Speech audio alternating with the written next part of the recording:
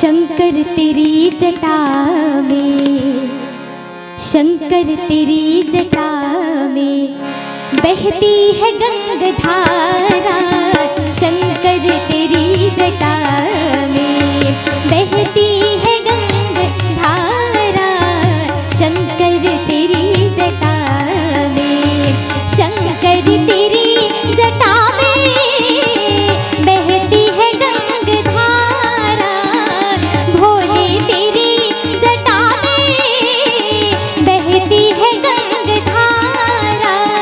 काली घटा के अंदर, काली घटा के अंदर जो दामिनी उजारा। शंकर तेरी जटा में बहती है गंगाधारा। शंकर तेरी जटा में।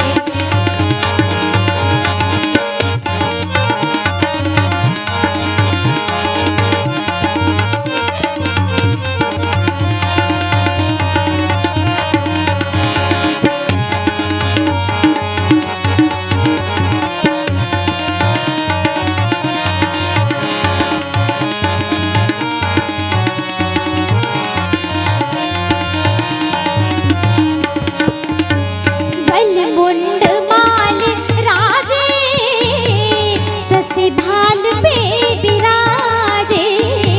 गल मुंड माल राजे ससे भाल पे बिराजे। गल मुंड माल राजे ससे भाल पे बिराजे।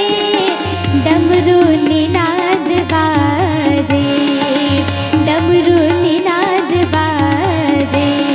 कर में त्रिशूल धारा। शंकर तेरी जटा में बहती है गंगाधारा। शंकर तेरी जटा में।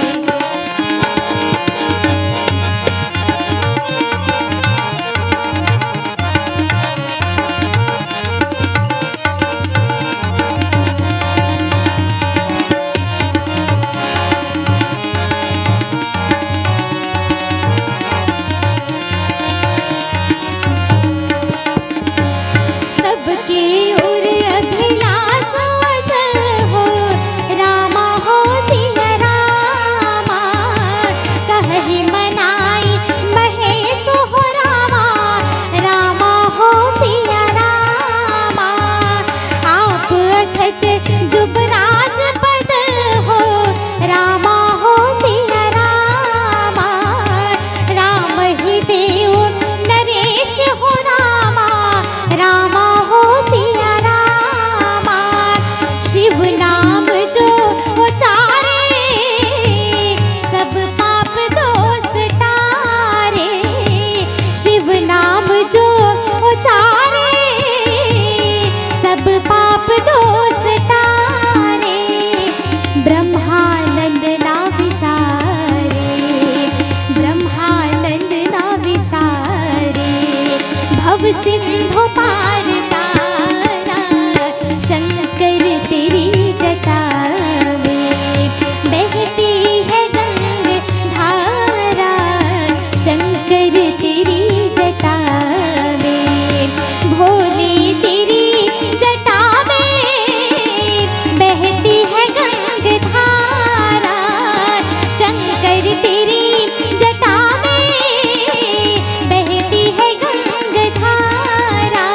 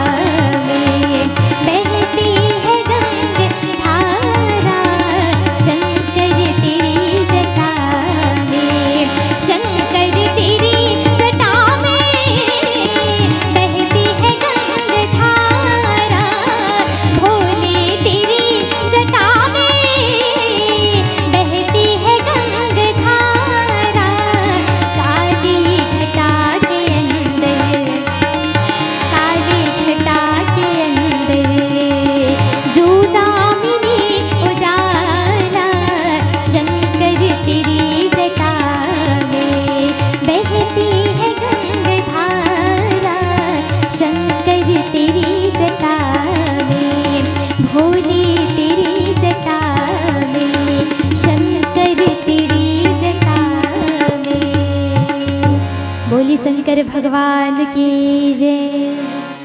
अगर आपको हमारा ये वीडियो पसंद आया हो तो लाइक, कमेंट और सब्सक्राइब ज़रूर कीजिए।